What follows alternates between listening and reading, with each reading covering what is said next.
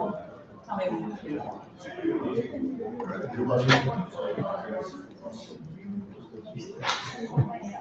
Minky, we're ready to go whenever.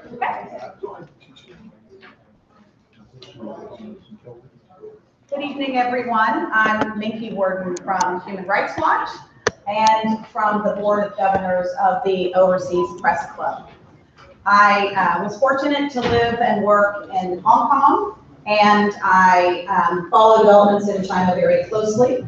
I'd like to say a few words about the Overseas Press Club. We are in our 75th year plus. 79th year. We're in the 79th year. And we are dedicated to overseas reporting, to freedom of the press, and to journalist safety. I'm also a proud member of PEN, which is one of the most effective advocacy groups defending the freedom to write around the world. We're having this panel discussion. We've convened it at a momentous month for China, when Xi Jinping has made himself president for life. You all may have noticed that. And whatever your views on the wisdom of such a move, the decision by the National People's Congress this week has real-life policy implications for human rights and free expression on the internet and everywhere else. The new report that we're here to talk about today, and I'll hold it up, it's a thing of beauty. It's got a socialist, realist, Chinese woodcutting on the front. The report we're here to talk about today documents important trends for social media in China, which the report describes. These trends are the internet and social media in China is tightly controlled, but also thriving. And we'll talk about some of those contradictions today. More broadly, there are 777 million internet users in China, which is more than half the population. One of the points that I'd like to make is that the right to free expression is the same whether you are online or offline. But due to China's Great Firewall, a lot of the world does not have a window into what happens in China, and China does not have a window into a lot of what happens in the world. So due to constraints on what Chinese citizens or netizens can see and read, the censorship that is pervasive is also actually invisible. That is, you can't look for something you don't know is missing. So this report is a terrific companion to PEN's excellent 2006 report, Darkened Screen, which was about constraints on foreign journalists in China. 2016, yes. 2016 report. I'm going to introduce our panel first, and then finish with James Tager of PEN, who's going to introduce the findings of the report, focusing on the technological, legal, and ideological trends in China today. And then we will go to a discussion with our experts and open the floor to questions from the audience. And I see several specialists on internet censorship in China, as well as former foreign correspondents.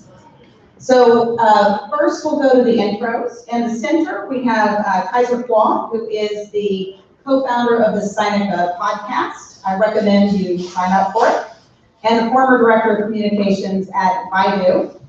Before that, he was a journalist with Red Herring and China Now. Towards the end, we have Alexa Olson, a writer who covered China for 8 years as a correspondent for the Associated Press and spent more than a decade living in Beijing. She recently collaborated with the International Consortium of Investigative Journalists on the Offshore Leaks China Report. Ed Wong, here to the right of Kaiser, or to the left of Kaiser, was an international correspondent for the New York Times and is now a Beeman Fellow at Harvard University. He served as the Beijing bureau chief and China correspondent from 2008 to 2017, and earlier the Iraq correspondent. He joined the Times in 1999 and has reported for the Business, Metro, and Sports desk before going overseas. Clay Shirky on the end is on the faculty in Interactive Media Arts at NYU, Shanghai, and is the author of 2 books on social media. Here Comes Everybody and Cognitive Surplus. Finally, James Tager, Senior Manager of Free Expression Programs at PEN America, is going to talk us through the findings of the report. Thank you, James. Hello, everyone. Thank you for coming. I'm going to try to be very brief, both because we have such an amazing panel to get to, and secondly, because I know everyone here will read the report in its entirety, which means that this is completely superfluous. We have, as the introduction of our report, the title, An Unfulfilled Promise. What we're referring to is the expectation in the 90s and early 2000s that the internet would be a ungovernable force for free expression across the world, including in China. And that turned out not to be the case. And arguably, that those same expectations rose during the advent of social media and also were disappointed. There have been various means through which the Chinese government has controlled the social media space in China. To talk about social media in China is to talk about the largest social media space in the world, a place where millions of conversations happen between people every single day. But through legal and regulatory means, through technological means, and also through ideological ideas, the Chinese government has controlled effectively the space for conversation within social media in China. It's controlled it to make sure that there is a limit to the potential for collective action, a limit to the potential for dissenting opinions, and a limit to the potential for social conversations that the government cannot otherwise control. All of these tactics and techniques have accelerated, have become more intense under Xi Jinping's tenure. The sophistication and scope technologically of censorship, the ideological concept of cyber sovereignty, as well as the regulatory processes by which the government both controls the social media companies themselves and tasks them with enforcing censorship on their own users and controlling the users themselves. One of our interviews called this the software code, legal code combination. The idea that all of these things can be used actually in tandem to effectively control the social media space within China. In a way where there's still space to have many conversations, but the conversations that the government does not want to have happen are not happening. For almost 100 years, we at PEN America have been essentially a writer solidarity organization, and we wanted to look at how these issues affect writers, artists, and other creatives. What we found is when you have a government that is trying to control the potential for collective action, trying to control the potential for societal conversations that are outside of their reach or outside of their ability to guide, then writers, artists, and other creatives are kind of the first people in the process, because they, by definition, are trying to galvanize societal ideas. Societal conversations are trying to stimulate these conversations. So we speak about that and how writers and artists and others are affected by the system of censorship. Some self-censor the themes they discuss, some move to different technological options, such as shifting from one platform to a foreign social media platform, or leaving the country. All of these are ways which they try to maintain their ability to speak, but all of these are successes for the censor, because it is a way that they limit the artist or the creative or the writer's audience. This is a timely report, if we may pat ourselves on the back humbly, for two reasons. Number one, because we are seeing increasingly Western social media companies, specifically in Western internet companies more generally, looking to enter the Chinese market space, or in some cases re-enter the Chinese market space, in ways that are sometimes less than fully transparent, in ways that are 1 foot in, 1 foot out. And there is this open question in society today whether it is possible for Western social media companies to re-enter or enter the Chinese space without becoming part of this censorship process, without enabling it, without facilitating it. Pages of this report will help reveal why we believe that's not possible, and why we have serious, significant concerns that any company trying to enter this space will enable and facilitate censorship of Chinese users and other human rights concerns as well. Finally, days before this report comes out, we of course have President for Life, Xi Jinping, or more specifically, the last legal roadblock to that possibility being removed. A president for life is a cyber sovereign for life. And this concept of cyber sovereignty this ideological concept in which China positions itself as a regulator of the internet without political political vision, but rather as this regulatory concept to deal with cybersecurity, to deal with fake news, to deal with all these issues of global significance, global societal significance, that this is a healthy idea, that this is a neutral idea, instead of, in ways that we discuss in this report, as ways to ideologically justify widespread censorship. And the concern is, as we continually have these conversations on a global level, how do we deal with fake news? How do we deal with cybersecurity? That this will seem enticing or even a normal option. But we worry that it is a poison pill that will be used as a justification for censorship around the world. And that's why we believe that this report is particular time as well.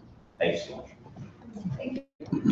So we're going to open it to our panel for comment. I want to thank them for being here today. And I'd like to open with the photo of the day. I'm not sure if we can capture this for the cameras.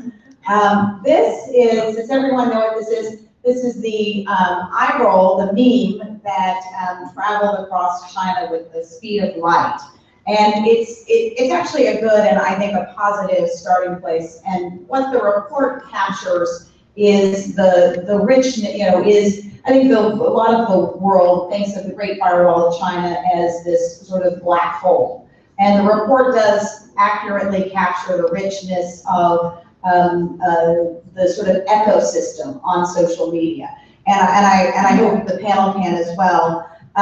But I do think, while a lot of, this week we had the full display of the National People's Congress, the pageantry, the, row after row of communist cadres clapping politely. And then we had this meme that was totally off message, which is the eye-rolling reporter who is reacting to her colleague's obsequious propaganda question. So I do think that you can see that it is possible for information the Chinese government would prefer to remain off the internet. It's getting through. I'm going to go first to Kaiser and ask you to do a really tough question. Can you give us a short history of the internet in China leading up to social media? No. Okay, but you can get the Overseas Press Club dates wrong, and I can get a few dates wrong. So I'll hold you. You can hold me to that same Yankee stick. I'm very fortunate because I've been involved in the internet really since 1999. But we can take it back a few years before that. It was really 1994 that China made its first actual connections to what was the World Wide Web. Sent its first email messages, made its first connections. But internet use in China was vanishingly small until really 1997. It wasn't until 96 and 97 that you could start to actually get, as an ordinary civilian in China, connection to the internet. It was dial-up. It was painfully slow. It was absolutely, but it was basically unusable.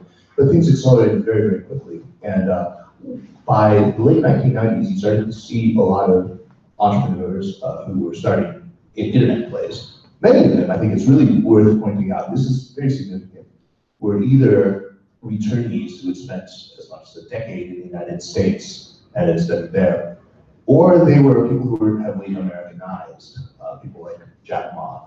Note also where the source of their funding came from. It was almost uniformly from American, and specifically Silicon Valley venture capital outfits. So we have American-educated entrepreneurs with American money. And where did they go and list their companies when they in 1999 and 2000 when they began to list on American capital markets? So I think this is something that we should keep in mind. It's significant. Why would a Communist Party leadership that we all know is usually determined to have a firm hold on the commanding heights of any strategically vital sector, and there was no question already back then that the consumer internet was just such a sector. Why would they allow this to be the case? That's a very interesting thing. The simple answer is they didn't move fast enough, that it moved so quickly that they had to play catch up. And so what we've seen really since, and this whole topic of censorship is really a perfect example, is kind of an ad hoc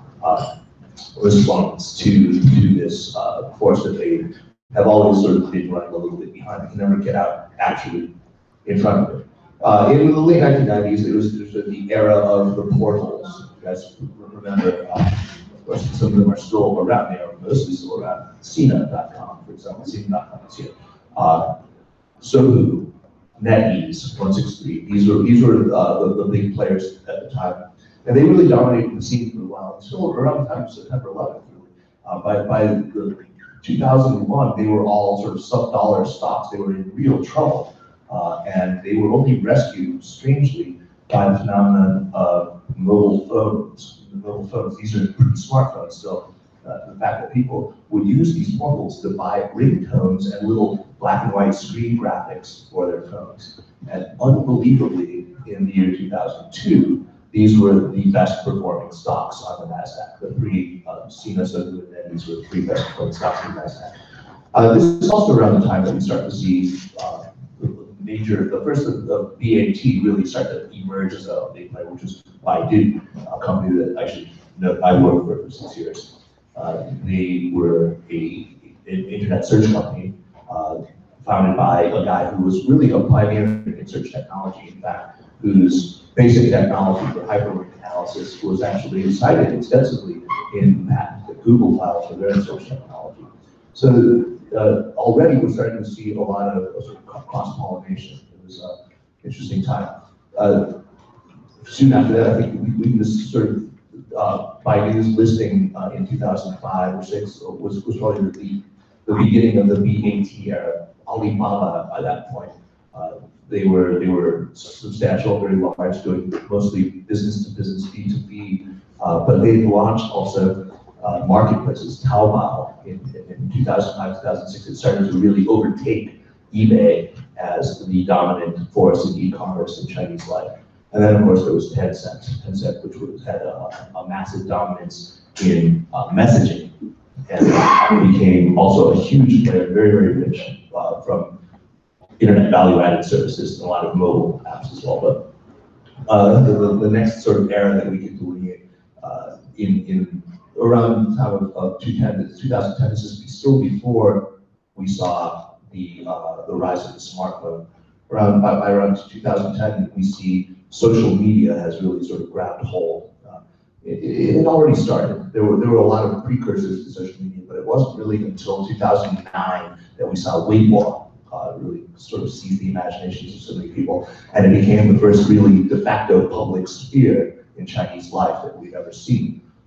It was to the point where you couldn't read a news story on China that didn't dip into the pool of Weibo commentary and offer you people with bizarre screen names. There are comments on everything that was being reported. This, of course, came to kind of a screeching halt really in 2013. A lot of Weibo really lost a lot of its cool by 2013, and in the years since, we've seen a real significant crackdown on social media sort of as a platform for open political social commentary. It has really receded, and concurrently with that, of course, was the advent of smartphones. The first smartphones, of course, in 2009 or 2010 or so, when the iPhone started to become popular, and there were affordable knockoffs of that based on the Android operating system. But it really wasn't until 2012 that they became so ubiquitous that you lived or died as an internet company based on how well your smartphone strategy had performed. So it became the sine qua non for thinking as the internet. And then, of course, we saw the rise of Weibo, of Weixin, of WeChat, which really, in many ways, took over in a kind of more closed out, less public form, the function of that kind of public sphere that Weibo had held before it. I think it's interesting. From most of my time in China, you heard incessantly this trope about how China was incapable of actual innovation. that we always joke that China had the seat to sea model, which meant copy to China. That was it was something that I think it was certainly very true. There was very little by way of more than not much more than just your basic business model innovation that you start to see. But the narrative flipped completely around the time that I left China in 2016. In 2015, you still had Joe Biden and Carly Fiorina going around and talking about how Chinese internet companies were incapable of actual innovation. But a year later, by 2016, we were all talking about how Chinese internet companies were out innovating American ones, and they were going to eat our lunch. And we saw just recently Michael Moran's talking. So it's a really strange moment to be in right now, where we're very concerned about Chinese internet companies now actually out innovating American ones. Thank you, and I hope we'll get to some of the darker trends, the police cloud and social credit. I wanted to go to Alexa to talk. Can you talk a little bit about the social side of things, sort of some of the parallel dimensions in Chinese society that were happening, that were feeding into the trends that Kaiser discussed? Right, so I'm going to echo some of the stuff that Kaiser was just talking about, but social, who would have thought that the Hu Jintao era would be, in retrospect, the high watermark of free expression in China, but in retrospect, it was. There was so much going on that you could post online on social media sites in the beginning when Weibo first existed, and also when WeChat first came out, and that's changed so much in the last couple of years. And it's changed in that it's gotten much more strict, so that censorship of things, like a couple of years ago, there was a PX plant that was going to be built in Xiamen, and there was an outcry, and there was an online movement to publicize the potential or the alleged dangers of this PX plant, and that was something that the government seemed to allow to play out for a little while, to give people the voice and let them protest online. And in this day and age, that's not something that can snowball, that can really happen anymore. So the kind of civic duty can't really be played out online anymore. So it's much more strict in that sense, but it's also more strict in terms of, as the report details very well, the laws have changed so that it's become codified now, so that if you post something online, there are actually specific laws that can be used to put you in jail for posting something that's subverting state power or that's defamatory, and that wasn't there, of course, when social media first flowered in China. So that's changed. Another very disturbing trend or development is that geographically Chinese censorship is also changing, so that there was a case last year of a Taiwanese NGO activist, Li Mingzhe, who was posting in a QQ chat group about pro-Taiwan democracy. He was an activist, so he was communicating with Chinese in China from Taiwan. And he came to China via Macau, was arrested, and was imprisoned for 5 years in November 2017 for subverting state power. Now here's somebody who's not a Chinese citizen, who wasn't doing this in China, and when he visited China, he was detained. So, potentially this could happen to anybody. And also the censorship that's happening inside WeChat is now international, because WeChat is international. So the geographic boundaries of Chinese censorship are, shifting. Those are some of the kind of highlights of how it's changed. And well, one more thing about how China in the beginning, the Chinese government was doing the censoring. There was a lot of work for the Chinese government. Now it's been outsourced to companies. And also self-censorship is a big part of what's happening. So those are some of the major changes that I see. Yeah. Thank you. That's a good segue to what Clay Shirky was teaching in Shanghai and has had a lot of Chinese students, so has been exposed to their thinking on social media. I know I have Chinese students in my classes, and some of them will say there is no censorship in China. We can read and watch anything we want. Actually, you Westerners have it totally wrong, and back off. What are you complaining about anyway? We can We can buy anything we want. We can chat with anyone we want. We date. We do everything on the internet. What are you complaining about? Tell us about your view from the classroom. Yeah, well, so this was actually an amazing experience. So I studied social media, and I was in Shanghai helping NYU open our undergraduate campus there. So I have had students now from freshman year to senior year. I've seen the whole suite of their engagement with social media, because NYU paid me to spend several hours a week talking to Chinese teenagers about social media. I saw their views changing exactly the way that Minky's alluded to.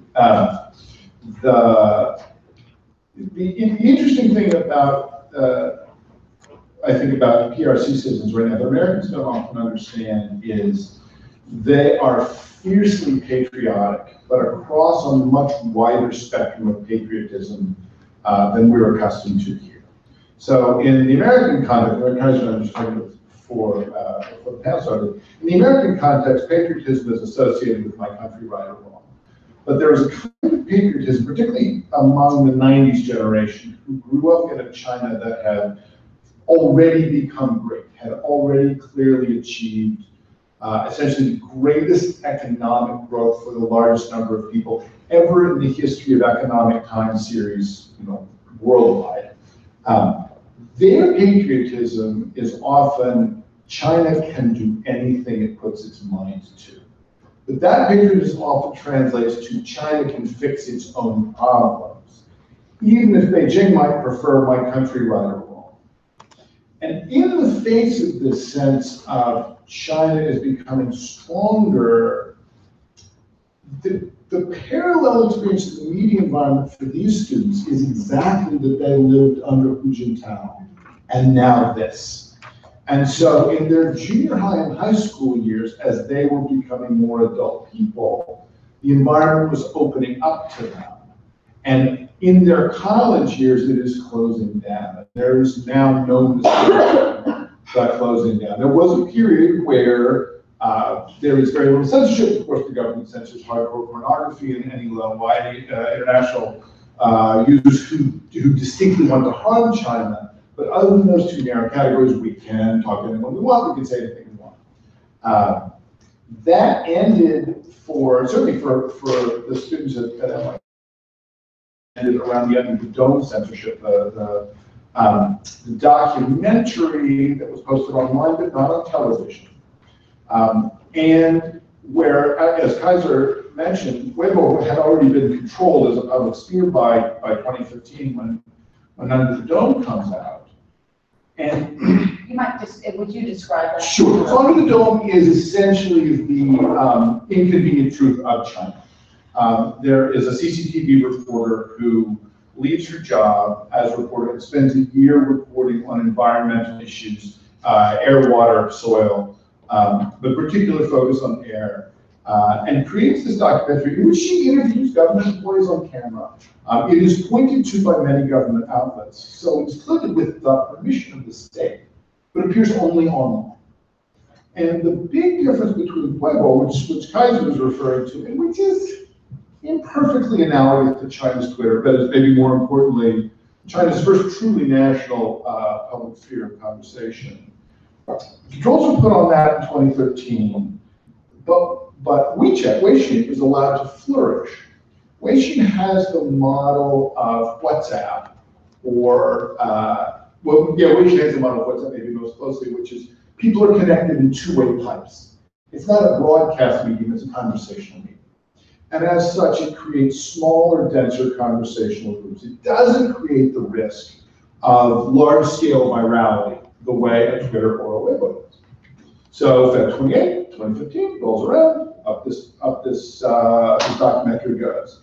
And in fact, most WeChat users' feed erupts with people in their moments, in their kind of share with your friends tool, this one picture of a smog-laden traffic jam in Beijing. And what the government had not, I think, counted on is that little plus little equals big. And in fact, the WeChat was an effective medium for viral spread. because the natural tendency of small group two-way social networks to suppress conversation is what Americans experience at Thanksgiving, which is, I don't want to talk to my racist uncle, right? I mean, that mode of just don't bring up politics, don't bring up religion, and don't bring up gender. But what the government had forgotten is there is no pro-pollution uncle, right? There is no one in China who's like, yeah, bring it on. I've been inhaled all PM 2.5, you can send that. Right? And so the discussion about economic growth from burning cheap, unwashed coal versus tamping down economic growth to clean up the environment, that took place entirely within the government. There was no debate among the parties. And the government, in what I think is the largest numerical act of censorship ever in the history of the world, took down the video after a couple 100 million people had seen it. Took it offline, took all the conversations offline retroactively. And from then until now, the rate of changes in both censorship and critically propaganda, and this is one thing I want to add, effectively, my giant footnote to the report would be to also look at the change in propaganda. The merging of the Press and Publications Agency with the Film, Radio, and Television Agency, the amping up of the competition between this new super censorship agency and the Cyberspace Administration, at the 2 days ago or yesterday, the endogenization of all of that mechanism to the party instead of the state. All of that is kicked off, or rather amps up in 2015. And the interesting thing, so I was just in China 2 weeks ago, I got on the plane headed for an authoritarian technocracy, and I landed in a dictatorship as she wants it that way. The change, the 14th article of the constitutional changes was published while I was on the plane. I land in Shanghai, and the conversation there with old friends and former students and so forth, it's difficult to convey the shock, even among people who were cynical about the degree to which the Constitution was previously an obstacle to Xi's ability to internalize power. And part of what they were shocked about is that censorship, the ring of censorship, which had been originally conceived of as this great firewall that people I think still wrongly talk about, had shrunk down to people sensing that there was a wall around them. This is Ben Dursky's Great Hive, which he talks about, which you guys, I think, very smartly pull out in the report. People were trying to have a conversation with close friends back and forth on an app specifically designed to support that, and experiencing an inability to even speak to nearby level. And China's always had a tolerance for sort of small street talk, alleyway talk. As long as it doesn't get too big, as long as it doesn't get too public, whatever. Not even that. Just don't say it. Don't say Winnie the Pooh. Don't say the number 14. Don't say the letter N. Just on and on. And the regime that Minky referred to, which is, look, you have this giant boisterous, it's the most active social media sphere in the world, it's the most active e-commerce sphere in the world, it's amazing tools, it's incredibly focused on user experience. It's not censored except at the edges. Like that faith is just increasingly hard to support because people are experiencing it in day-to-day conversations about matters of real political interest. And I think one of the big changes that we're seeing now in the social media environment that I just felt last week palpably with my students is this sense of any belief that censorship was temporary while the country grew, was mainly about the poor coal miners in Shanxi who couldn't really understand what was going on. We had to do this for a while, but then China would open up. Like, that's all. And they now understand themselves to be in an environment that's essentially nearly permanently locked down.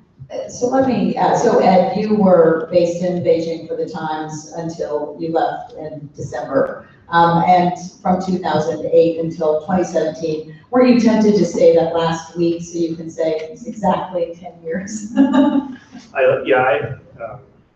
is We can hear you. Okay.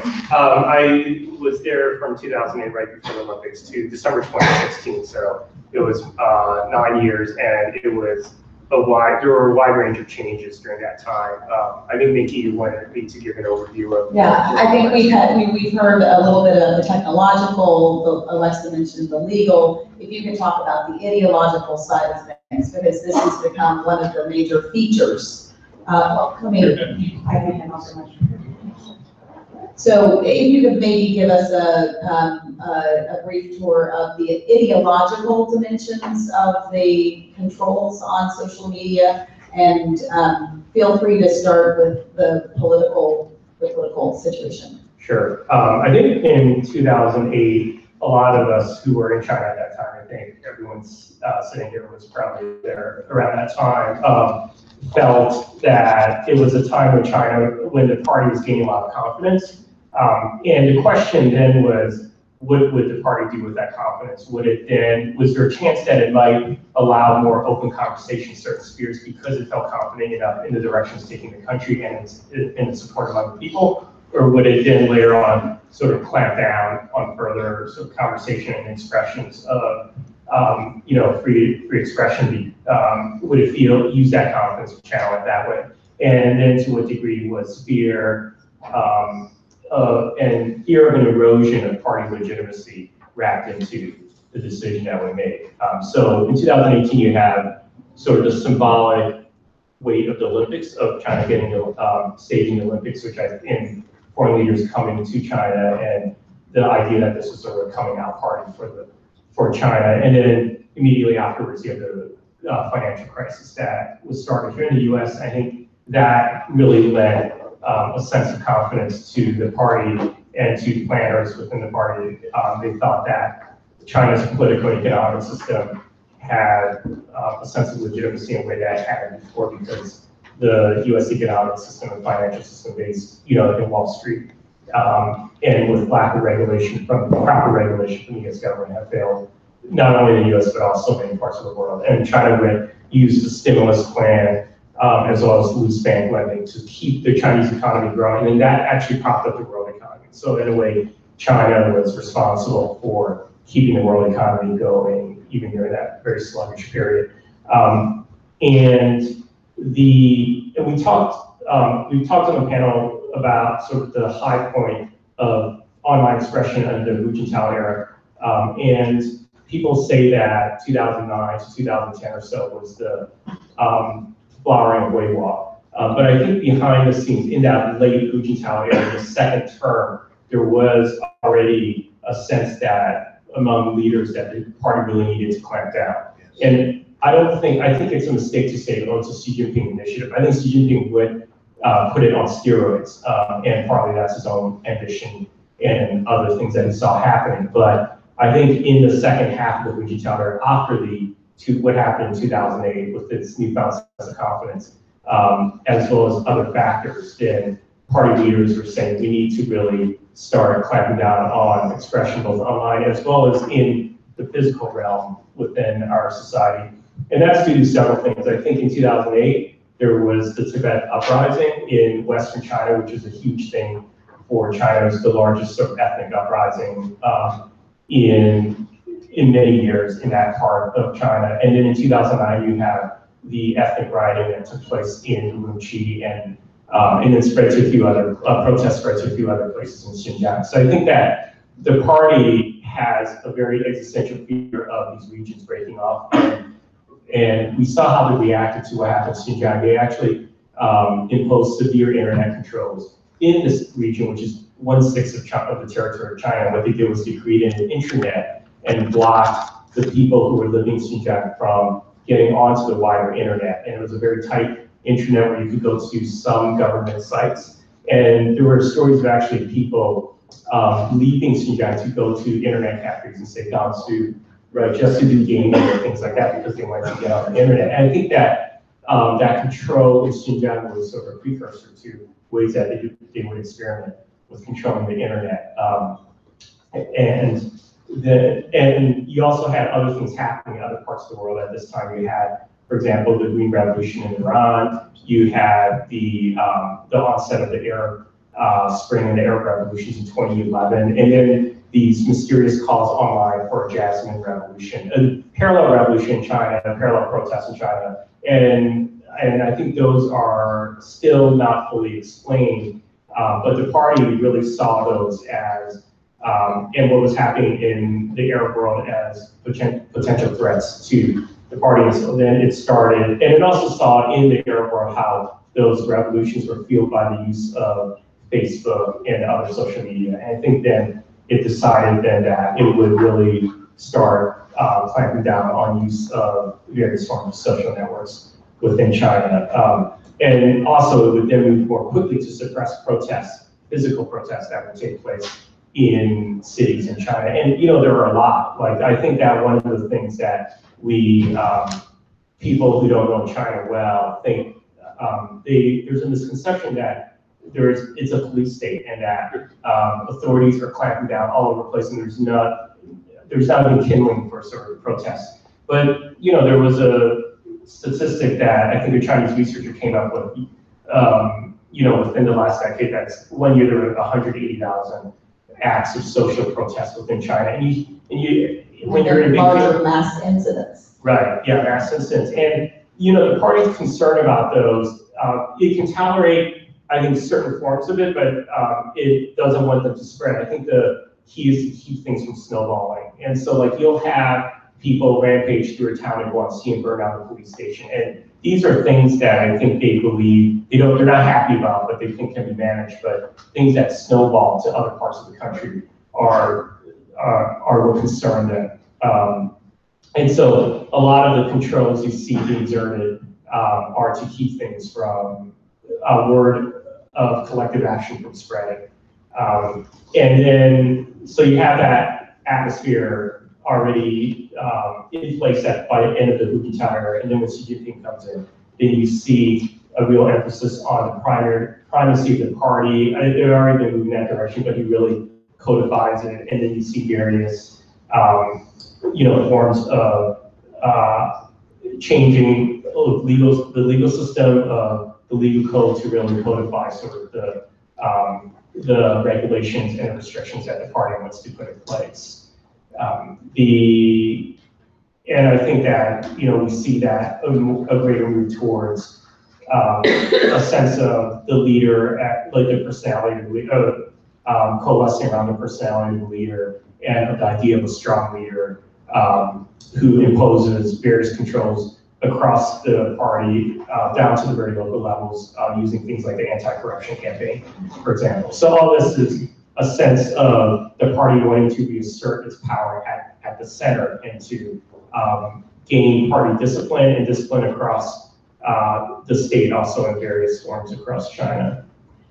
So I do want to recommend the report very highly, and it covers a lot of ground and a lot of the sort of technological dimensions of precisely how is the internet censored, who censors the internet, how do domestic Chinese companies and Western companies take part. It also includes one of the developments that I think has been very difficult for foreign correspondents, and that is the crushing of the VPNs. And maybe Alexa or Ed, if one of you could talk about how do you use a VPN? What does that mean for people who are going to try to jump the Great Firewall? How hard is it now? Well, I think different news organizations have different solutions to this problem. When I was with the AP in Beijing, we had a Hong Kong server, so we weren't only using VPNs, but we actually had a different server. I don't know if that's what they're doing now. But from the last time I visited China, I had an ExpressVPN that was working fine. I've heard that since it's not working now, it's working okay. So it's like off and on. So I think it's hit or miss, but there is a campaign in China for the government would like to make VPNs official, would like to give a stamp of approval to certain VPN services, and then those that don't have that stamp of approval are going to be banned and unavailable. But I'm hopeful. I think that the VPNs will probably look back on this and be like, that was ridiculous, clunky Stone Age technology. I would imagine, the internet in China is 30 years young. there have got to be so many innovations ahead in terms of like jamming surveillance, in terms of circumventing the firewall and you know, decentralizing the internet. Like, I'm optimistic that there are going to be ways that we haven't. And yeah.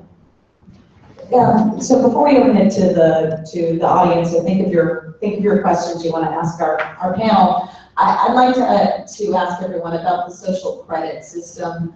You know, that sounds like such an anodyne thing, and shouldn't we all have good social credit? Who would like to say a few words about the social credit system? Yeah, I want to point everyone to China Law Translates, that site specifically, which is written extensively about the so-called social credit system, basically debunking almost everything that's been written about it in popular media so far. There's a tendency to conflate private initiatives like the Sesame credit system that's been rolled out by Alibaba and other things that are similar. These are not, as far as anyone can tell, actually connected with this so-called government-run social credit system. So far, there is no social credit system. It's been talked about. The China Law Translate has done an extremely good job of translating all the relevant documents related to this right now. And the conclusion is that we should certainly be worried if it really does roll out as described. It has certainly terribly Orwellian potential, but let's not jump the gun. Let's make sure that we know what it is that we're talking about and get it right. Because I think we're mostly getting it completely wrong.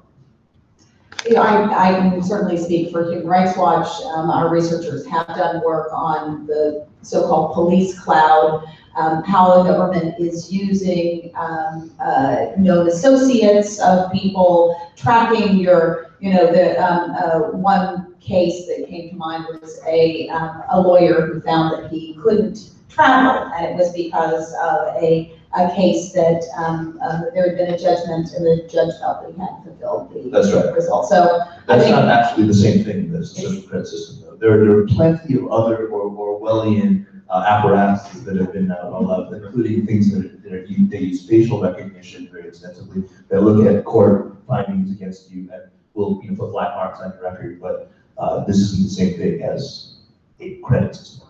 Can you explain what that is, the credit system, for those of us who are The not? social credit system is essentially what it's as described. What it will look at specific behaviors. It'll look, for example, at your purchasing behaviors, at your travel patterns. It will look at your employment history. It will look at your education level. This is all supposedly so that financial institutions, educational institutions, employers will have some basis on which to judge you worthy or unworthy of loans, for example, admissions to universities, things like that. This is because the Chinese financial system simply doesn't have anything in lieu of that right now. There is no, I can go on my phone right now and I can look at my FICO credit score.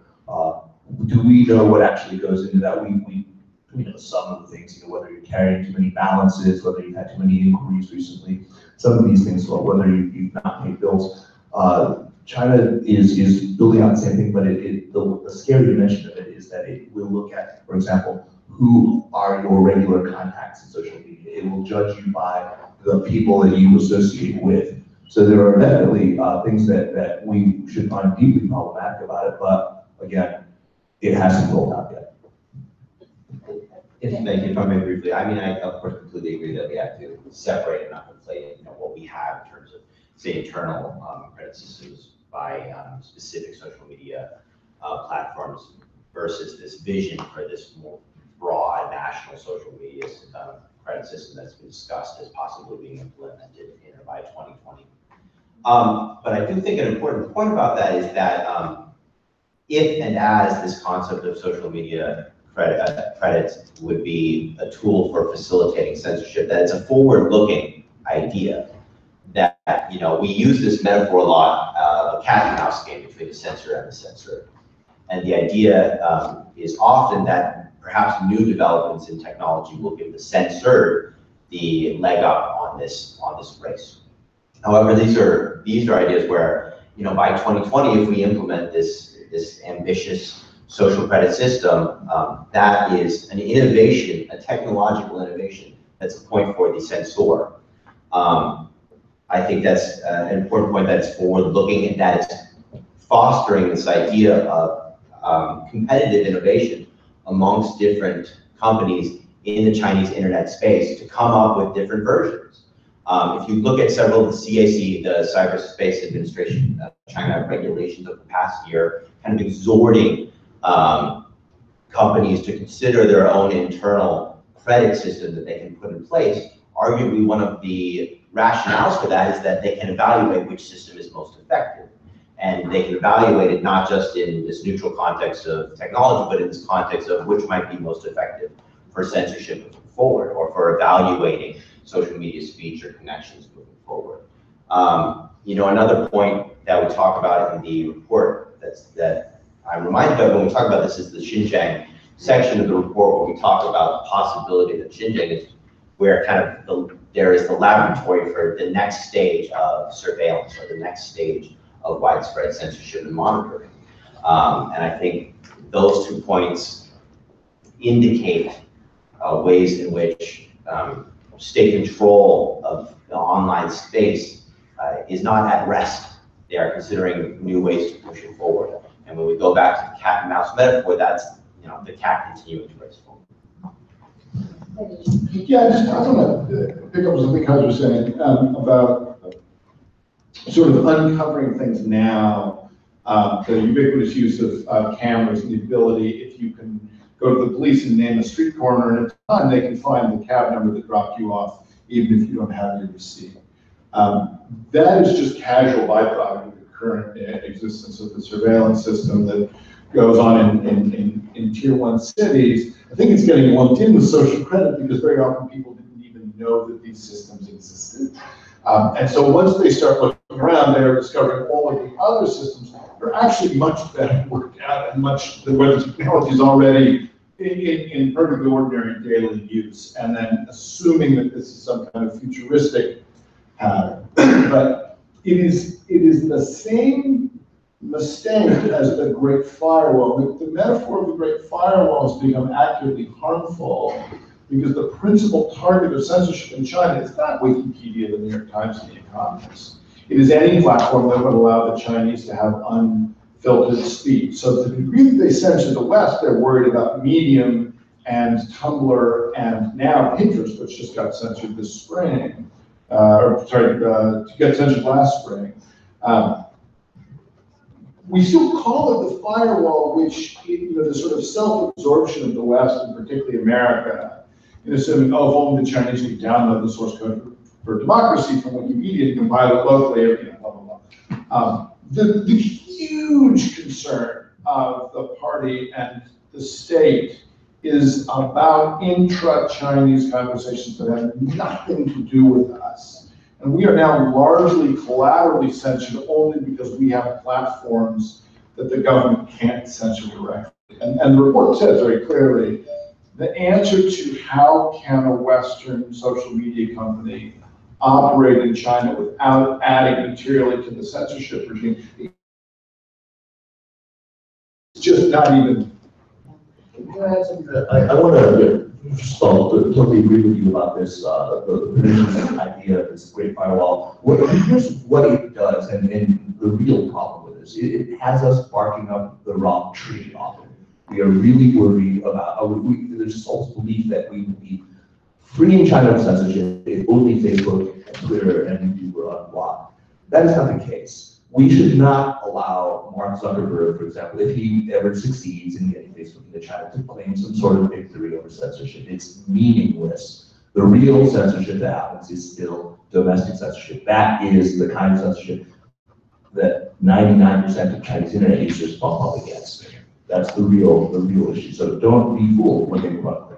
Also, I don't think realistically that those companies, if they ever got approached in China, would have the same type of, they would have the same type of allow the same types of expression to Chinese users. LinkedIn's a good example because LinkedIn does censor posts that Chinese users put up on LinkedIn versus users from other places. So if any of these companies get into China, they'll be making huge compromises, I think, on their own sort of like whatever principles that they have, if they have any devoted to freedom of expression. But the also I doubt, just based on the way that the government and the party are so wary of foreign companies and especially social media companies and their possible use in like protest movements around the world. I doubt that they would ever allow these companies to have any large market share in China. But Apple does. I mean, Apple is a very big company in China, and I think that the use of the Apple phone and also the Apple being complicit in taking VPNs down from the App Store, and taking Skype down from the App Store, and also it's complied with Chinese laws by using a Chinese cloud service company, so that Chinese user data is on the Chinese cloud company. So there are big Western tech companies that are complicit. It's not a social media company, but it is the hardware that runs your social media.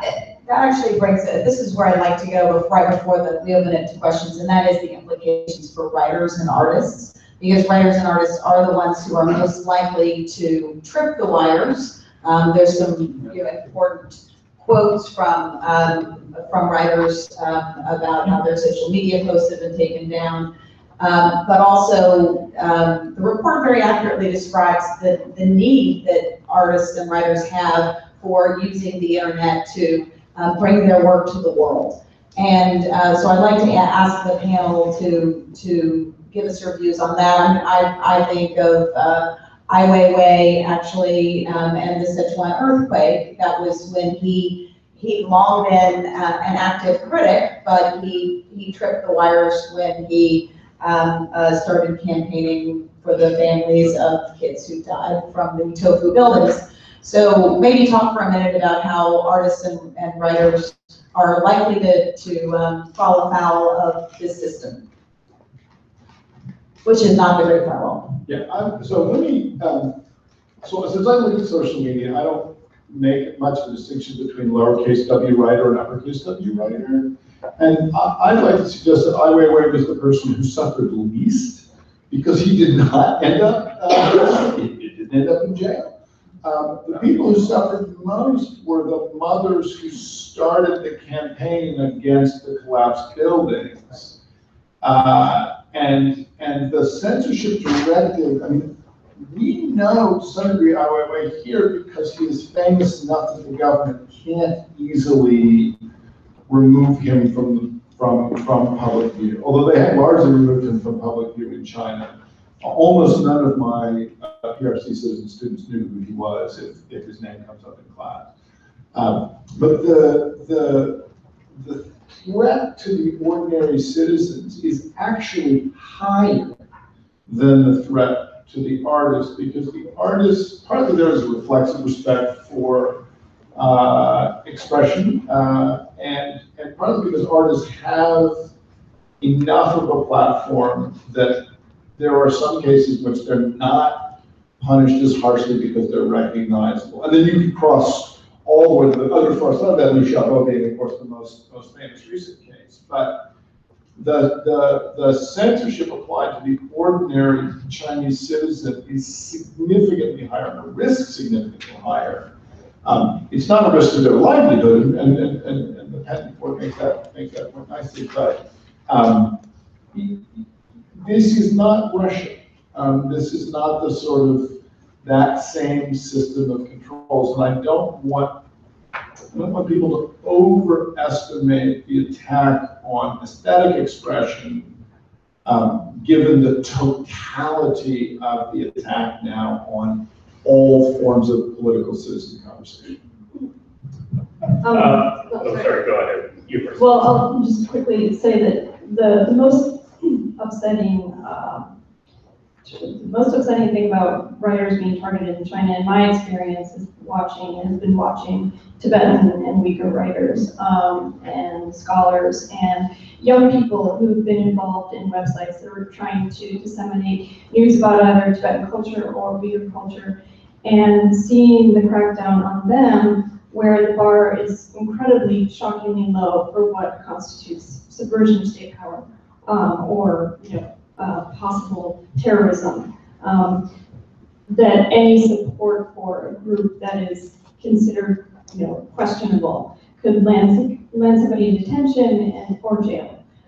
So I remember interviewing in 2009 a web editor in Urumqi, a Uyghur editor, highlighting Yazi, and he had reported to the local police about the riots that were happening in Urumqi, and was trying to cooperate and get the word out that there were people out in the streets in July, I think it was July 2009. And instead, he ended up being detained because he had posted some articles on the website about Uyghur culture and preservation of Uyghur rights.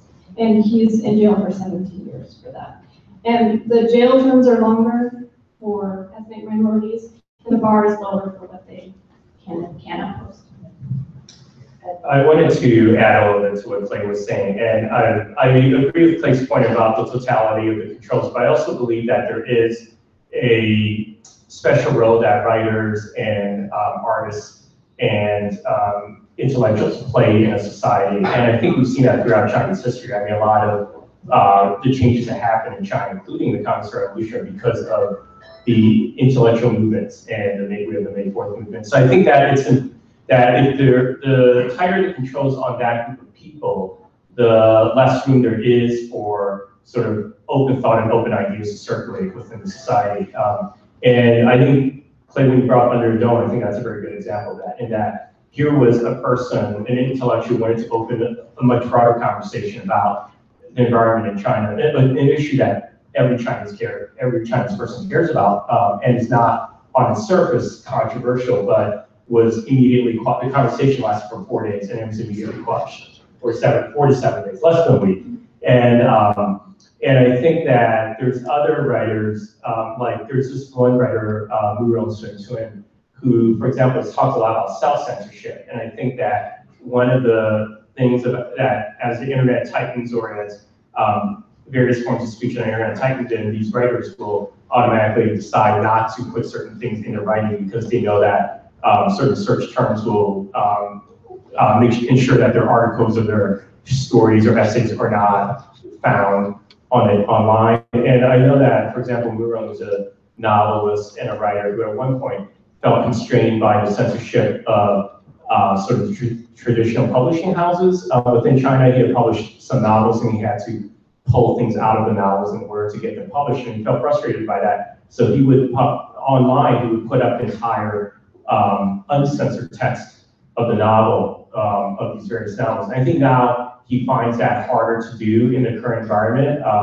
And also, he finds just the intellectual atmosphere in the mainland much more constraining, and he spends more time in Hong Kong now, for example. So I think that's an example of where where changes to the online environment do feel stifling to artists, and that they're deciding to self-censor certain ideas just because they find themselves so frustrated that they can't get these online. They already know that the censorship exists strictly within the traditional sort of print-based medium or media, and now they're finding this widening restrictions online also.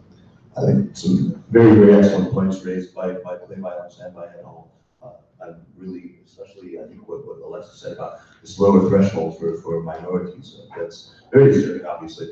I don't though think that we ought to think about how our conversation about censorship and its impact on the arts and on writers actually lands on the ears of the people who are talking about that. We have to be very careful about this. I mean, this conversation, when we had it, for example, when a Pulitzer awards a particular writer, for example, and suddenly there is this trope alive in the world that only transgressive art constitutes real art. That we can that is for a lot of Chinese people a deeply patronizing, very it's an imposition of aesthetic that I think a lot of Chinese people are. We should be careful about how we sound when we talk about this. The colleague leaders, Michael Anti, who's sort of a cyber dissident of sorts, But he was actually called on to testify in front of Congress about internet censorship in China. He opened his statement by saying that Chinese people are not a doll that you can dress up, and basically the effect was, look, we're going to solve our own problems. So this is I've seen this play out again and again. This is why I really want to make this point. In 2010, after Google pulled out from China, in January 12th, they made this point where they said, look, a conversation around censorship that I've never seen before among people who never really talked about it before, so we bubbled up all over the place. It was very encouraging. Then 9 days later, then Secretary of State Hillary Clinton makes this speech at the museum talking about global internet freedom. Suddenly, all these things that the Chinese government had been talking about how Google's launching a war of internet imperialism, suddenly all these things start to ring a little more true to some Chinese internet users who suddenly say, I want my internet freedom as much as the next guy, but I like mine without the big American flag planted in it. I don't need that. We should be cautious about that. If I may, respond to some of that, and I think it's a very fair point to make sure that we do not elevate certain certain creators on a pedestal to the detriment of other segments in society. But one of the things that I think is particularly interesting, I want to point out two examples. One is the essay I Find You, which similar to Under the Dome, was a literary essay by a young laborer that was censored, and it was an incredibly impactful literary essay. My life is a book, and fate has made the bindings extremely messy. That is a killer opening line. And it was a galvanizing social conversation that was tolerated for a bit and then shut down. Similarly, we have one in here, a case study of Me Too in China, which has been a galvanizing social conversation which the government has tolerated for a bit and shut down. Me Too in China, Me Too, the prompt is tell us your story. Tell us your story, in this case, of your personal experiences with sexual harassment, misconduct, or assault. But that is, the idea of tell us your story it's a literary prompt. We're PEN America, we love our literary prompts. It's also the promise, the inherent promise at the basis of any social media platform. Tell us your story. That was one of the reasons we were so interested in looking at social media to begin, because the promise of social media is tell us your story. And how that plays out in practice today is tell us your story if the government is comfortable with what you're talking about. So I think that may help illuminate, I completely agree that we should not be so quick to draw a distinction between capital W writer and lowercase w writer. But when we're talking about hashtag #MeToo in China, when we're talking about I'm Find You, we're talking about, I would argue, lowercase writers. That's a great note to open it to questions from the audience. I see Alan. We'll take maybe a couple at a time. Alan, we'll start with you. Oh, could we do pass the Yes. microphone? Pass the mic. So the video will be clear. We have a- Hi, thank you, terrific panel. It makes me wonder what other governments and multinationals are taking from Chinese government practices of censorship. Where do you see this all spreading? So, Yeah, actually, let's take a couple of questions and then go to the, let's do what was one more. Oh, okay, Bill. Well, just to me, we all know from the Cultural Revolution it reached the point that if you said the wrong thing, you could be struggled, you could be persecuted. You went against the wind. So how bad is it now, and how bad could it get? Could we be back to a period of time when individuals are being struggled or called out or detained or just making completely innocent remarks? So actually, why don't we take those in reverse order and then go to sort of so maybe start with the new Maoism and then go to the sort of the copycat phenomenon. Address Bill's question from my point of view. I don't think that there's still a lot of space for people to do the political comments online in China. I think that there's a misconception that everything's being monitored. You'll go online. It's being monitored, it's just not. Right, it's not being acted on. Everything might be, but whether, actually, I would take issue with that. I think they might be vacuuming up the information just like the NSA can collect everything, but whether they're actually sifting through it, I think is a different, or how carefully, Machines right. So, but the question is that people can make certain remarks, they can have critical opinions. And I think researchers have found that the main thing is whether they're trying to organize a crowd, whether they're trying to organize a crowd that will then enact something in a physical space. And I think that's where the censors really then swoop in and they try and quash those conversations. And then that's when the security apparatus will also take action. I think a good example of that is the group known as the Feminist Five a couple years ago. They were trying to organize a simple act of sort of solidarity against sexual harassment on subway cars. And so they said these were women who were spread around 3 different cities in eastern China, and they said on this certain date, we will wear certain signs on subway cars. Women will get together and wear certain signs on subway cars to sort of point out the fact that we're constantly harassed. People grow us all the time on subway cars. And these women have started spreading their message on social media, telling others to take part in this act of solidarity. And then the police came in and arrested or detained these 5 women. They were let go, I think, around a month later or so, and are still being monitored as far as I can tell. But the fact is that if they hadn't called for that act, the action in different cities, then they wouldn't have been detained. But because they called for an action that was organized action, and if they had just said, "Oh, we hate harassment on subway cars, it happens all the time," I think that would have been different than them calling for action. And yeah, it was also before International Women's Day. I think it was at a time when China was hoping to host the next UN Women's Summit. So on to Alan Dodd-Frank's question about the sort of, what are exporting the technology? Certainly Turkey would love it. Certainly Iran would love it. Iran, in fact, was for a while making noise about having Iran only intranet. There are a couple of things that are surprising about China, or that are at least unique to China, let's say, that prevent ready wholesale export. One is that China uniquely has a very large pool of very talented programmers who will work for remarkably low wages on the world average. So a surprising amount of the monitoring is done by human beings. And in fact, when Xi Jinping had his famous slip up reading a teleprompter in Hangzhou, I guess at the G20 last year, it said something about open your garments rather than the economic point he was supposed to be making because he misread a character.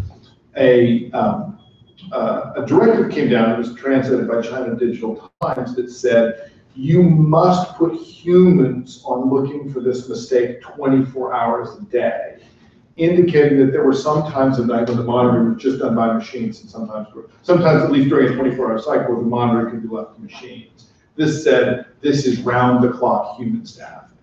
Neither Turkey nor Iran has the population that would make that economically make sense. The other thing is, Kaiser alluded earlier to Robin Lee of Baidu and wanting global expansion, as would many of the Chinese social media companies.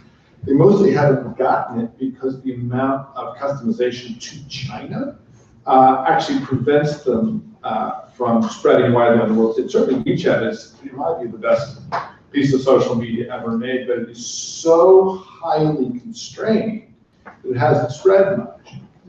The party can go to any of the leaders of Baidu, Alibaba, Tencent, Tokyo, Sina, whatever, and say, oh, by the way, your consolation prize for not going global is you have protected access to the largest market in the world. And that is a pretty good carrot for the stick of not globalizing. Neither the Turkish nor the Iranian economies could stomach that.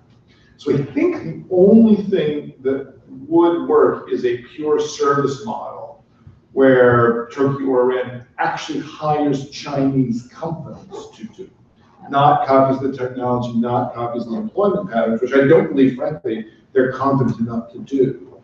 But if China comes to a service export model, then we really could genuinely see the cyber sovereignty model exported to these other regions. Yeah. Let me actually ask the panel to talk a little bit more about the internet sovereignty model that China is propagating around the world. It's, essentially that we have our borders and we can control what's inside. And that means both control it technologically with censorship, but also control the people. Talk a little bit about what the implications are. Patrick? I think that the idea, us finding this idea of cyber sovereignty is a vestigial relic of its earlier time when we had this frankly incorrect notion that the internet was this thing that floated free above the petty concerns of these Australian nation states, and that the truth is that the internet really is a bunch of servers and a bunch of routers and a bunch of fiber optic cable that actually crosses sovereign borders. Look, even organizations like WikiLeaks, when they were agonizing over whether to place their central servers in Sweden or in Iceland, this is indicative of the fact there really are differences in the regulatory regimes when it comes to the internet of different countries in the world. That is simply true. Now, does China try to exploit this idea so that it can justify its pretty awful regime of censorship? Absolutely, they do. But are they right in suggesting that there needs to be some sort of legal framework by which, when can a law enforcement agency subpoena something that sits on a server in a particular country? These are questions that we honestly need to answer. We can't just sort of be like this or just pass this by.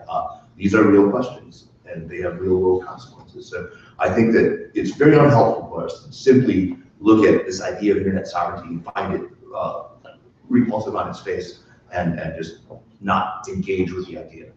I think some of it might have been that the internet czar, Liu Wei, was one of the early proponents, and I think some part of it is also the actual humans behind the policy and the sort of rollout in international settings of the United Nations, the World Information Center. We find it odious because we find him odious. And that's, like, he's out of a job now, but I also wanted to say that I wanted to ask the panel's views on the various internet conferences that China's hosting. They're bringing in the titans of the global internet, Tim Cook and others, who are put on the spot and are generally say things like, we have a common vision of cyberspace. What's, what are your thoughts about that for the panel? I mean, that is almost entirely for domestic consumption. Xinhua bought a billboard up in Times Square, and they use it to advertise the TF Boys, the Jianan, this little boy band that is running around China. And the only people who care about those pictures are people back in China who say, my God, the TF Boys, they're in Times Square. No one listens to the TF Boys here. And the China... I beg to differ.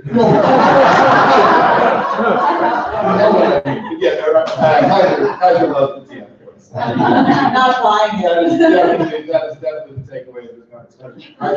Former heavy metal band playing, founder of heavy metal scene bitching, now love the TF Boys. But who does like the TF Boys, right? It is, that whole conference is staged for local consumption. If you wanted to show that there was some conversation among people with varying views of the internet, you would have made a big deal of the fact that the CEO of Alphabet, named Google, showed up to the conference, but the Chinese didn't even mention it. They didn't even tell the press. And that session was underattended. So there is this weird bank shot where things are now sent through international media so that the Chinese can point to them in international media for local consumption. There is, and in the accidental event that something surprising is said, like Jimmy Wales going and saying, look, Wikipedia is just seeping into your country, there's not much you can do about it, he is intentionally mistranslated. So the Jimmy Wales quotes that show up in Chinese newspapers, which the party knows will not be contradicted, are specifically the opposite of what Jimmy actually said. So almost all of those things are this elaborate, Yeah, the Olympics is the one thing they've ever done, and they love that model. Kaiser mentioned earlier, but even like the 2010 Expo, that was, you know, they brought the world in, but then they showed it to people from Gansu province. It was not, in fact, a big international expo, except in the architecture. And this, you know, way the conferences that do on the internet have that same thing. One thing that Clay said reminded me to bring up a point, which actually isn't about the internet conference of cyber sovereignty, but it is about the idea of people, especially officials and maybe people, political insiders, using the outside internet to influence events and to speak to an audience inside. I think this is part of the reason why there's been a tightening of controls on the internet and various websites, and that's. I think it goes back to 2012 and sort of the political upheavals that took place in 2012, starting with the Boss UI scandal. And I think what happened in that, it was like a new model of scandal that was unfolding in China, and it had very much to do with the internet, because a lot of information is being put out onto the internet, first in small posts on the domestic internet, but then a lot of information is being leaked somehow to overseas Chinese language sites, and then being picked up in China through those sites. And I think that there was a feeling, and this could be accurate, could be inaccurate, but that there was within the ranks of the party that certain factions were leaking information outside. They knew that certain sites or Chinese publishers would run this material online, and that it would influence what was going on within the power struggles inside the party. And I think that It was still deniable. right, still deniable, and nothing like this had really happened before, I think, within the party, within its power struggles, and it had very much something to do with the internet and with the ways information was circulating online. And so I think that partly, you know, once Xi Jinping took power, I think he saw how this play out, and it affected the ways behind the scenes that he was consolidating power. I think that he then moved to further tighten ways that information could be circulated within the Chinese internet because of this. I'll just interject with one thing about the conference. I know that in the report, one of the recommendations for business is that Western businesses not attend the conference, World Internet Conference in China. But another one of the recommendations is that Western companies engage with Chinese officials and explain to them what their free expression principles are. And I find the second one more valuable. Like if you have these principles, explain what they are, why you have them, why you think it's important for free expression to be a part of your kind of charter. So I think that that's the more valuable of the two suggestions. I'd like to offer a super pessimistic coda to that, which is that the party clearly believes that free expression and single party rule are fundamentally incompatible, and that the thing that has surprised them about the internet post-mobile phone has been the speed with which an issue can go from nothing to everything, from nowhere to everywhere. As I mentioned earlier, they started attacking the signal-noise ratio, not just by dampening signal with censorship, but by increasing noise with the 50-cent army, with the people sort of intentionally, essentially, just creating distracting conversations, not even getting into arguments. So the one thing I would most want to change about this, I think China is a lost cause. I think that the idea of free speech in China is now so totally tied to single party control of the party. There is no incremental movement, and that the real battle is preventing China from extending its control outside, and especially to Taiwan. And had Penn, I wish this report had called out more the ways in which China has endogenized Taiwan morally and ethically in the minds of people. And that, in fact, the only thing I think that could really be achieved by an assessment of Chinese tactics and strategies would be to try to protect Taiwan from having they got a terrible fright when the DIBA, this conversational group on Baidu, jumped the wall and began leaving comments on Tsai Ing-wen's Facebook page. At first, the government was really in favor of this, and they said, wait a minute, there are Chinese citizens talking to Taiwanese citizens on a platform we don't control. And that threat strikes me as being not just worth worrying about, but also not hopeless, unlike the Chinese case. James? If I can respond very quickly to 3 points, Clay, let's meet tomorrow so we can plan out the next report. That sounds like, Alexa, I think you point out something that's a very good point. I think our concern was in looking at how the World Internet Conference, how Western heads of industry were kind of touted as kind of implicitly or maybe even explicitly or implied explicitly approving of China's system. You know, when Cook came in 2017 World Internet Conference, that was huge news. It relates to this point of how this really plays with domestic audience. So, because of both points about, you know, are we demonizing cyber sovereignty too much? I'd like to agree with you in order to disagree with you. I think that's a very good point that cyber sovereignty, internet sovereignty is a broader concept than just an ideology of censorship. But our concern is how these concepts are interwoven, where the fact that it's a broader ideology allows them to position things such as censorship as reasonable as other aspects of the cyber sovereignty model. It reminds me of another point we make in the report, which is our report point on rumors and how, especially since 2013, although this really started in 2011, the government has really been cracking down, particularly on this concept of spreading rumors. It started under Hu Jintao. And, you know, especially in this moment across the world, I think people are asking themselves, well, gee, you know, it's so bad to have a crackdown on spreading rumors. We're looking at fake news. That doesn't sound like such a terrible thing. You know, it becomes particularly problematic and a particular issue to warn people against when one realizes that the same legal charge of spreading rumors is applied to someone who may spread false financial information, is applied to someone who may spread an article that later turns out to be untrue about an earthquake, is applied to someone who is spreading political analysis or commentary with which the government disagrees, right? There are societal conversations around internet governance, around fake news that we need to be having. However, the conflation of, you know, issues where there can be kind of disagreement and discussion with issues of criminalization of speech, of censorship and legitimization of censorship, the idea of putting this together in one cohesive package is particularly dangerous and problematic.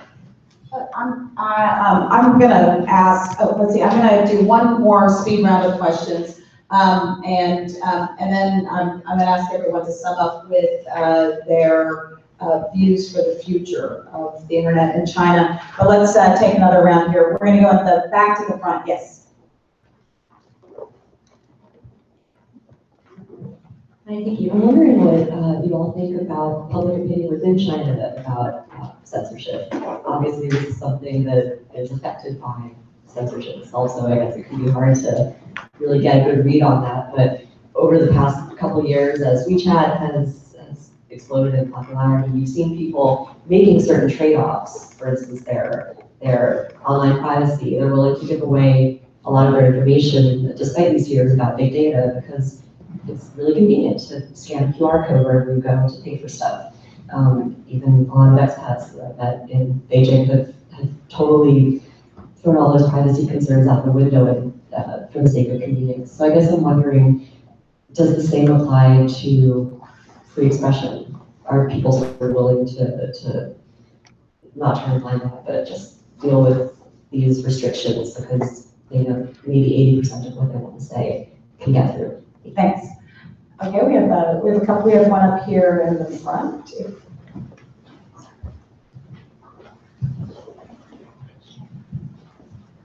Hi, I want to ask about, so here in the US, we have talked a lot about how divided and partisan our social media is. I wonder, have you ever seen something similar in China's social media platforms, and how does government censorship come into play?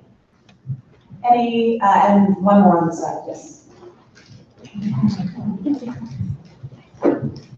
Hi everyone. I have worked for 4 years in grassroots NGO about the tech protection in China. So I have lots of records about the guest figures. So one of my questions from the civil society perspective, what's the biggest challenges for the civil societies, and how can maybe one of the potential power to shift the censorship policy? Thank you.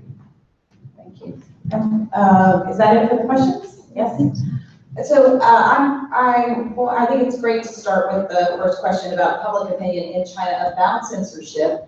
And I will say, of course, that the report very helpfully points out that the rules on censorship and the directives, because there are constantly a set of directives, are themselves censored and they're state secrets. So it is a hard thing to have a dialogue on. Who would like to take the first question? I've had a lot of conversations with a lot of Chinese friends about the issue of censorship. I don't encounter people who aren't aware of its existence. Certainly everyone is certainly aware of its existence.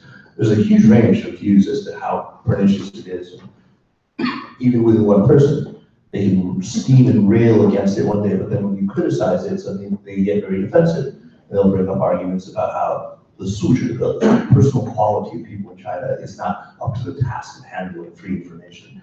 And the more sophisticated arguments that you hear are things like, look, your country in the United States, you've had 250 years to sort of, have this idea of freedom. It's been on your books for a very long time. And how fast did information travel in 1791 when you ratified the First Amendment? How much water was behind the floodgates when you so nobly flung them open back then? You had some guys galloping around with parchment with written in quill pen on the backs of horses. Partisan posts. And right. And then you fast forward to China, and you have 777 million people who are all carrying around this device that's capable of not just sending text or speech around the world, but high definition video around the world practically instantaneously. That is arguably a lot more water behind it. So is it such a stupid idea to encourage gradualism rather than throwing the floodgates open and flooding the valley? So I understand those arguments, and I think that we should actually be maybe more sensitive to the historical context in which our own values developed. We're the great amnesiacs, and we do not know. We never remember this. We never remember all the things that had to happen just right so that we have these institutions. But I've seen ebb and flow a lot. There are times, for example, with the Google pullout, where I mentioned earlier, there was suddenly this gigantic competition. People were laying wreaths at Google's offices and things like that, where it suddenly becomes very, something that everyone's talking about. And then right now, after the leak of the information that there was going to be, everyone's keenly aware, as Clay was pointing out, even in that one-to-one conversation, how these words, the letter N, and the images of Winnie the Pooh disappear from the conversation. So they are certainly cliche. You're right. The people are aware of it, but you ask a person on one day how they feel about it, and they'll answer you completely differently. People are very two-faced. Can I ask someone on the panel to explain Winnie the Pooh and why Winnie the Pooh is censored? So in the Sunny Summit in 2013, there was a shirt sleeve session where Barack Obama, who is tall, and was walking next to Xi Jinping, who is tall but not as tall, and the two of them matched precisely in the swing of the arm. I think an iconic portrait of Tigger Obama walking next to Pooh Bear, Xi Jinping. So suddenly, Winnie the Pooh was sort of a stand-in for Xi Jinping.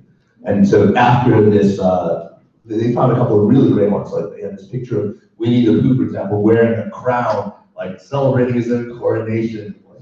Another one, Winnie the Pooh grabbing these gigantic vats of honey, like mine. And so of course, the symbolism was pretty obvious. So bad. And the letter N, what does that stand? N is like however many, it's like N plus one, or N number of, right? So it's sort of open-endedness to it. And the second question was about partisan posts. I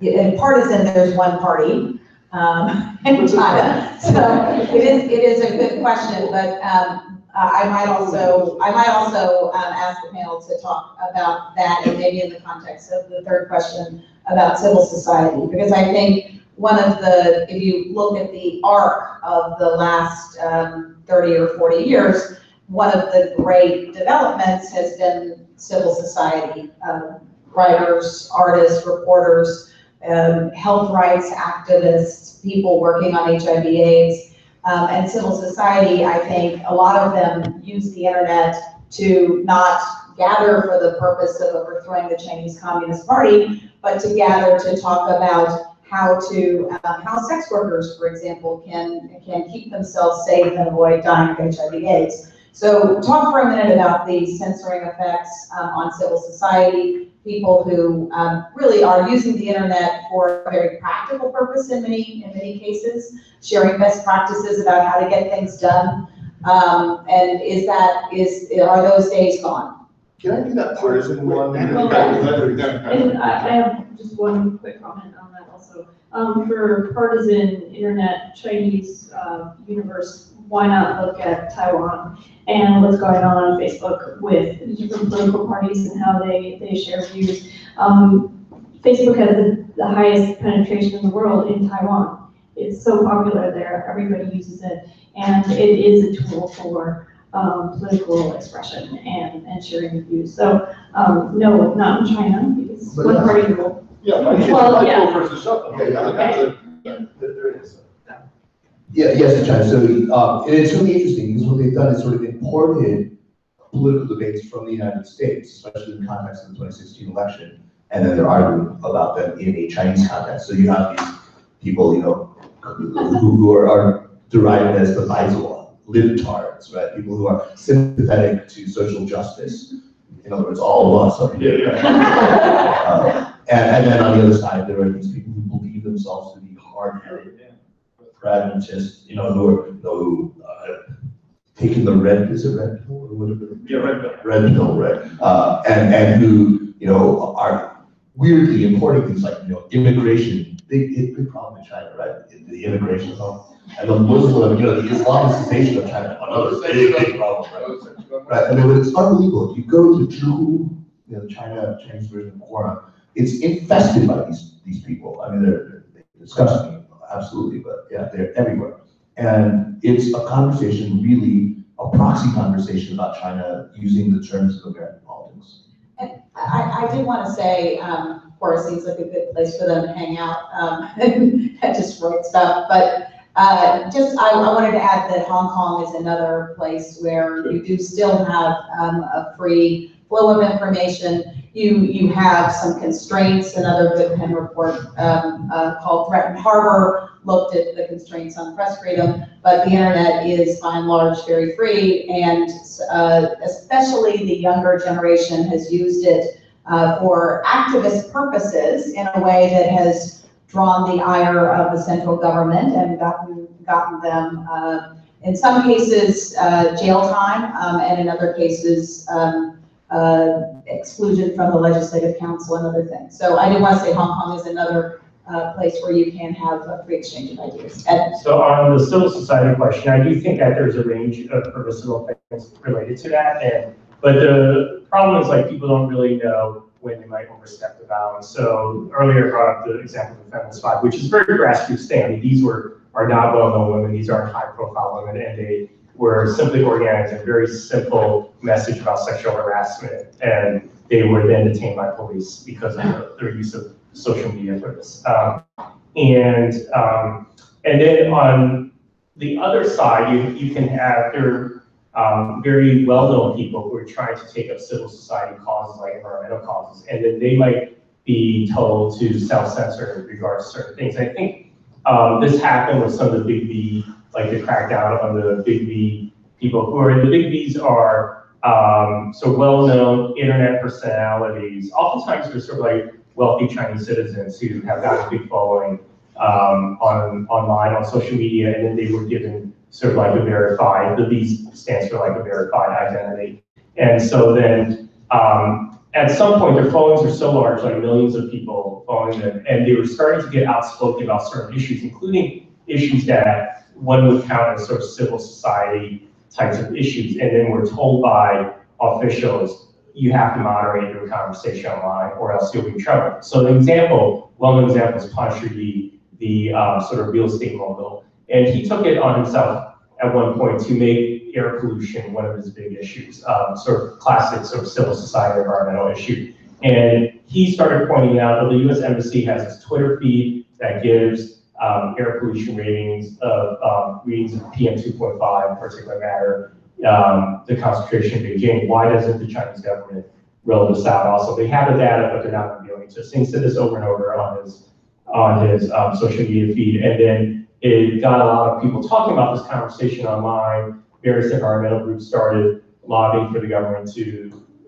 release this information, and they did. Eventually, because of that and because of other factors, the government did make that data more transparent. But because of him and because of various other conversations going on online among these big people, then the government decided we need to really reel them in and sort of muzzle them and get them to self-censor. And I think that closes down some of the conversation among around civil society issues and closes down sort of like the catalytic energy that might go into that. Kill a chicken to scare the monkeys. And Mindy, I want to follow up something you said about, people just using this for practical purposes. The distinction, so this, as I was not a China scholar before I went there, so my avenue into this has just been, I had Chinese students and I studied social media. And so the stuff I didn't understand was the, reconceptualizing the world when I got there was for me the big surprise. And one of the big early surprises was that as an American, I believe that there was a thing called the economy, and there was a thing called the state, and there was a thing called society, and that those were different spheres. And I didn't interact with a single Chinese person for whom that opinion made the slightest bit of sense. And I just dropped that lens. And I think that that's where things like, is this for practical purposes or is this political, is not even a kind of question you can tear apart once it rises to the level of coordination that Ed was talking about when he was talking about the King and Pond paper about the Chinese intervening around, particularly around things that organize online, rather than just complaining online, anything that threatens to create coordination. I think the big change since the King and Pond paper, which was what, 2010? 2012, has been that the government has much greater commitment to and worry about identitarian concerns. So there's three identities that it's absolutely kosher to be connected to. I'm a Chinese citizen, I'm a member of the Han ethnicity, which is 92% of China, or I'm a member of the party. They get bugged when any other stated identity threatens to ease coordination among people who share that identity. They have zippo moral commitments about homosexuality, but try to do a gay and lesbian film festival in Beijing. There was one where they just cut power to the block. They just decided at the last minute, like, yeah, we're not so sure about this. And instead of even going in and trying to intervene, they just shut down the power. The thing just ended. The Beijing 5, a similar thing, which is the profound threat of feminism is that if women begin to think of that as an identity that eases coordination, that becomes a real source of concern. So I think the distinction that we would like to draw as Americans, which is, oh, this is just practical, this isn't about politics. You can't even say it falls a different place on the spectrum. That spectrum doesn't exist. It's not the way the world is divided up there, either by the government or in that society. And so to your point about civil society, it's almost like you said, how can we use gasoline to put out this fire? Like the last thing that would work to change China's mind about censorship would be to say, we have started this membership organization and people are joining like crazy and they can't wait to come to Beijing and talk to you. Right? That's Falun Gong 2.0. That is exactly what they're most worried about. And so the idea of organizing civil society to interact on this, it is, in a way, that would be one of the cyberspace administration's worst nightmares. years. And it's very difficult to see, I think, again, without significant political reorganization, how we get to that point. Alexa, can I ask you what, what's the best hope for the future? What's the best case scenario for how this whole, you'll remember all of the rosy predictions about Xi Jinping was actually a reformist and he just had to consolidate power so that he could reform. Give us but give us your best views. And I will say I'm always an optimist about the future of China, chiefly because of the people. But which direction do you think things are headed in? Right. Well, two things on that. One, I think that kind of similar to what we're experiencing in the US, the so-called Trump effect. The kind of the worse things get in certain areas, the more people rise to the occasion. So that the worse the censorship gets in China and the more it impacts more people. And the fact that the smartphone is actually felt as an extension of the self. And if individuals start feeling like, I can't even send a message to my mother or to my husband, or if you aren't able to do one-on-one communication via this device that is part of you, then you are aware of it and you will have this instinct, I want to express myself. So I think actually the fact that the censorship is getting worse means that there's a possibility that more people will try and do something about it. So that's one, that more people will become aware of it.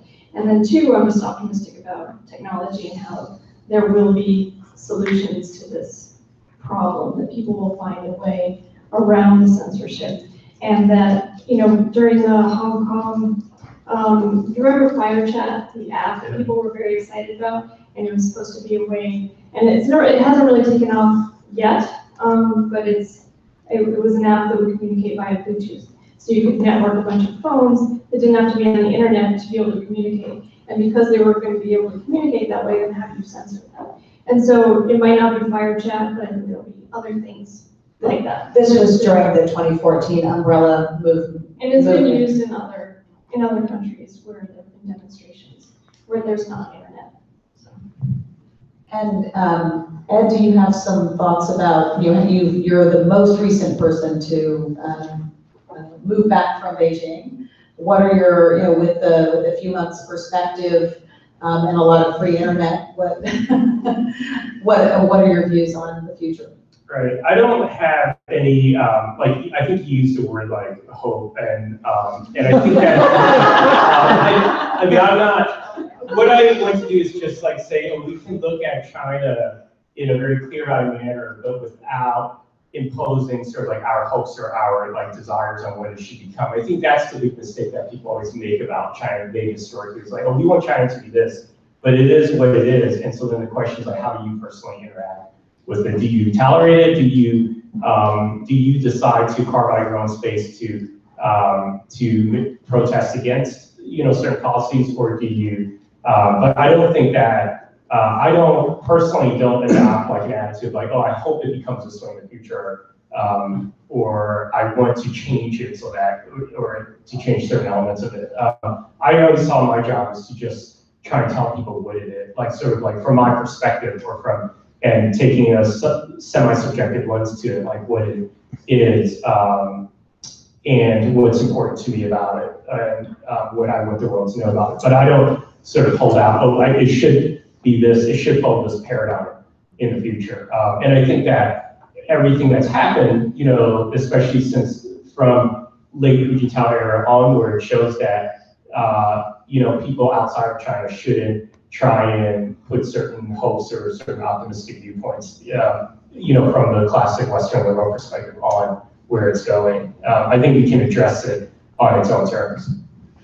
Kaiser, do you have any thoughts about Well, I haven't. The future direction? You don't have to have. I haven't given up. You don't my have hopes. to have any hopes. But I haven't given. As much as I recognize that this is a pattern where we do set up expectations and we're invariably frustrated, I still would like to see China be a more participatory, more deliberative, more open, more plural society. I'd like to see more freedom of expression in China. Of course I would. And I look back to the period where this was the case in the mid-late 2000s, that golden age of Hu Jintao. And one factor that I think we too often ignore, I mean, Ed alluded to this, you talked a little bit about China's reaction to 2008, to Tibet, 2009 in Xinjiang, but also to the sort of proto-Arab Spring movement in Iran, the Green Revolution. There was so China after 2001, after September 11th, the things were pretty bad before. If you look at the Taiwan Straits crisis, 95, 96, you look at 99 with the embassy bombing, the EP3 spy plane incident in 2001. But suddenly, and then this new disposition of forces that Bush 43 implemented when he came into office, China was the new enemy, everything was looking bad. And then suddenly September 11th happened, Bush wanted to enroll China in the global war on terror, and China felt like, okay, yes, they're this new conservative project of regime change, that's not something we need to worry about. And so for the next 7 years, things were pretty good. China didn't feel under threat. It didn't feel like, so human rights organizations there was Darfur, and there were a couple of like anti-dumping cases about underwire bras, but otherwise not much to roil the water in U.S.-China relations. This is so important to the way that China feels about its place in the world. When we look at this conundrum of why after 2008 China should be so confident and yet is so paranoid, much of it is because they felt like they were in the sights, that there was this new project of neoliberal regime change, that it was soft power driven, that it was mostly about the internet. So much of it was about the internet, and I feel like we could do more by doing less. I mean, I feel like the fewer of these that come out often it would actually probably make China feel like it wasn't under so much pressure. And what did we see in the late 1980s when China did not feel like Deng was being feted all over the world on the cover of Time magazine? China was chill. In these other periods, China, has China been more open? It's in those periods where it doesn't feel under external threat. That's a thesis that I've been sort of batting around. I want to just add comment on that, which is I think that I've seen Kaiser and Herder talk about this, and I don't sign on to that thesis. I think that could be one factor. I definitely think that the Chinese leaders and party officials look very closely at what the U.S. does, its policies vis-a-vis China, but I don't want to confuse correlation with causality. I think that's a mistake that we might make here, in that the U.S., like certain things are going on in the world, and then does China then enact certain policies domestically because of, say, what the U.S. is doing? We don't know that, and I think unless we have internal party documents. Oh, we do. We have internal party document. It's called document number 9. Yeah. Right? We have precisely that. And what does document number 9 lay out? It says 7 things, right? That are the big 76. 6 of them are specifically about this. We tell each other we have to listen to what the party says when it thinks nobody else is listening. Well, that's this. It was an internal party document. This is what they were saying to themselves when they thought nobody was listening.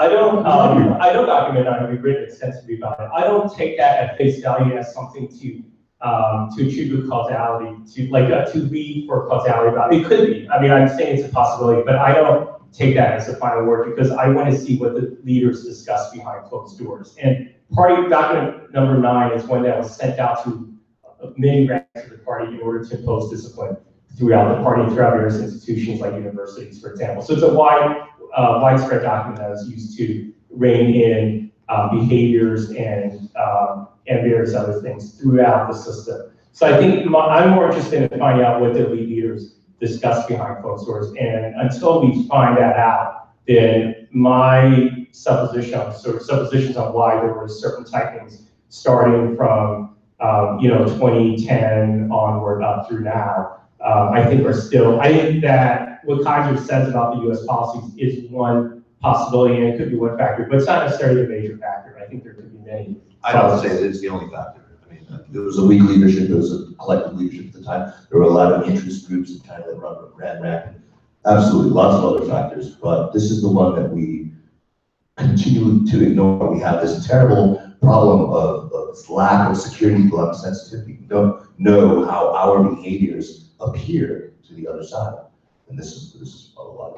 And I think for those of us who care about the future of China, I am actually going to come out in favor of more reports. And I think they serve a purpose. They serve the purpose to educate. There are, I think there's a lot of important background. They tell important stories. And I do, the work that PEN does around the world is very important. And I am reminded, of course, that Liu Xiaobo was the head of PEN China. That was work he did. And his wife, who was a poet and a writer, I don't believe that she has been suffering due to her actual poetry. But I do think that she's an emblem of some of the thorniest political challenges that we have. And I do think this report contributes to the conversation. Social media is a conversation. We all have different views about the future of China. I will not surrender my hope because it is based chiefly in civil society and the willingness of lawyers and writers and advocates to step forward with their views, knowing that in some cases there could be a high price. And they do continue to come forward. We don't hear them as much as we should. And so I think anything that encourages our understanding of what's going on in China is a terrific thing. So thank you to PEN for the report. Thank you to the Overseas Press Club. This was a long discussion, but it's actually, we had so much ground to cover with the history, with the contemporary situation, and of course, with the political developments this week, that I think I'm grateful that everyone stuck around for that, and I invite you to the next Overseas Press Club event. You can find it on the website. Thank you.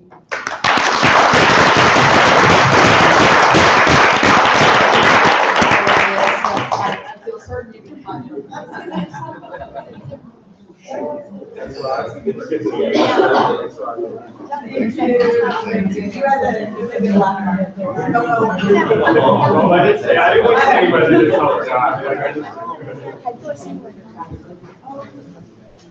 thank you for coming from Boston. Yeah. Well, you were smart.